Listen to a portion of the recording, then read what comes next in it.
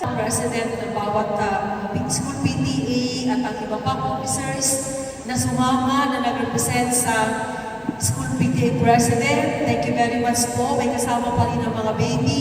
Usapan natin ay magiging paliwala at maaari pa na questionin ng ibang sino pa yung hindi umaten, sila pa mag-question.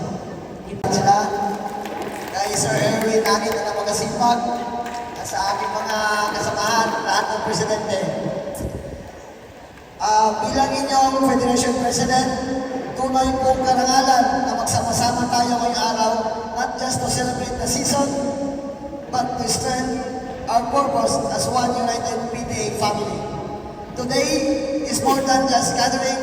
Nandito po tayo upang marinig at kumilos ang inyong mga concerns, issues at suggestions ay mahalaga. They guide us, they lead us to a better decision. At nagsisilbi silang paalala na lahat tayo, magulang, guro, opisyal, at lingkod bayan ay isang adikain. Ang makapagbigay ng dekalidad at makabulong edukasyon sa bawat batang Puerto Princesa.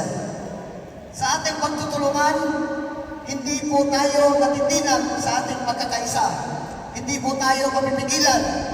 Together, we can build an association that empowers our schools, supports our teachers, and uplifts every learner in our city.